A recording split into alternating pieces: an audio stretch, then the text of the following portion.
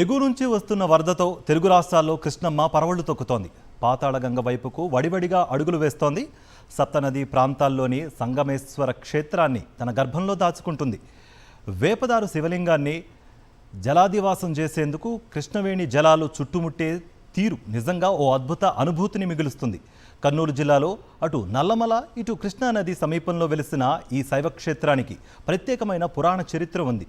పరమశివుడు ఇక్కడ వేపదారి శివలింగ రూపంలో ప్రతి ఒక్కరికి దర్శనమిస్తాడు. ఇప్పటికీ శివలింగాన్ని స్పృశిస్తే వేప చెట్టు వాసన మన నాసికలకు తెలుస్తూ ఉంటుంది.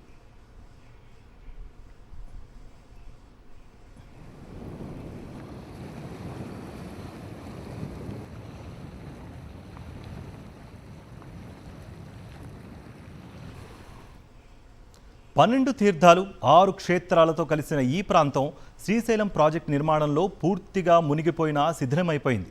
ప్రాజెక్ట్ నిర్మాణం తర్వాత 25 ఏళ్ల పాటు పూర్తిగా ఆలయం నదీ గర్భంలోనే ఉండిపోయింది. 2003వ సంవత్సరం నుంచి జలప్రవాహం తగ్గడం, డ్యాం నీటి సామర్థ్యం తగ్గడంతో ఆలయం బయటపడింది. 9 నెలల పాటు నీటిలోనే ఉంటే 3 మాసాల పాటు భక్తులు దర్శించుకునే వీలుంటుంది.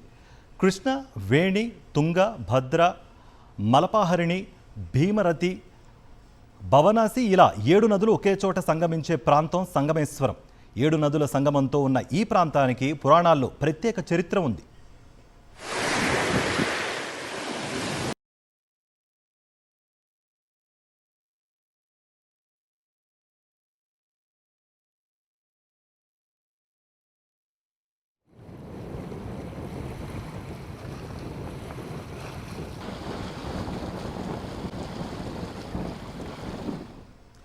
తెలుగు రాష్ట్రాల నలుమూలల నుండే కాకుండా దేశంలోని వివిధ ప్రాంతాల నుంచి ఈ పవిత్ర సంగమ ప్రాంతానికి చేరుకుని ప్రత్యేకంగా పూజలు నిర్వర్తిస్తారు.